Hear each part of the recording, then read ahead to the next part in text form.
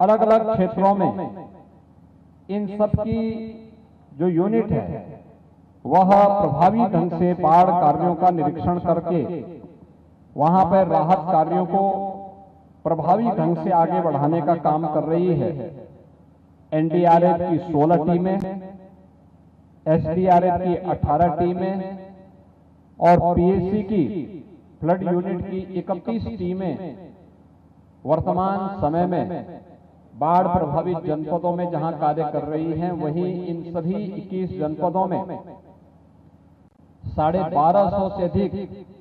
नौकाओं की व्यवस्था के माध्यम से भी नागरिकों के आवागमन के कार्यक्रम को सुचारू बनाने का कार्य किया गया है। पर्याप्त मात्रा में नौकाओं की व्यवस्था के साथ ही हर एक जनपद, प्रदेश स्तर पर, जनपद स्तर पर कंट्रोल रूम की व्यवस्था, हर एक गांव में भी बाढ़ चौकी की व्यवस्था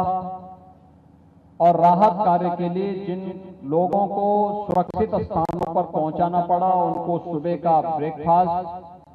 दोपहर का और सायंकाल का भोजन की व्यवस्था, शुद्ध पेयजल की व्यवस्था, पशुओं के चारे की व्यवस्था, जो लोग अपने घरों में सुरक्षित रह सकते हैं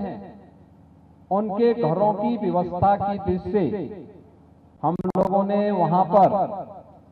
उन्हें सूखा राहत की किट भी उपलब्ध करवाए हैं। आप देख सकते हैं किट में 10 किलो चावल, 10 किलो आटा, 2 किलो दाल, 1 किलो तेल, 10 किलो आलू और अन्य सूखा सामग्री के साथ साथ मसाले और नमक आदि घर की जरूरतों को देने के साथ ही डिग्निटी किट, बरसाती, ये सब देने की कार्रवाई भी की जा रही है।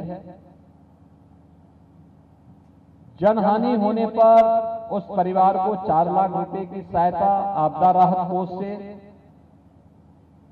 किसी परिवार का मकान पूरी तरह बह गया है या नदी में विलीन हो गया है, उन परिवारों को मुख्यमंत्री आवास योजना से आच्छादित करने की कार्रवाई भी की जा रही है। पशुओं के चारा के साथ ही अगर पशुधन की हानि हो रही है उसका भी कंपनसेशन दिया गया है। स्वास्थ्य के जगह जगह शिविर स्थापित किए गए हैं और यह भी व्यवस्था की गई कि इस सीजन में कोई एंटी रेबीज वैक्सीन की व्यवस्था या सांप के काटने पर एंटी स्नेक वेनम की भी व्यवस्था सीएससी स्तर पर, डिस्ट्रिक्ट हॉस्पिटल के स्तर पर भी पर्याप्त मात्रा में उपलब्ध करवाए गए हैं, जिससे किसी भी व्यक्ति को हम लोग चाहे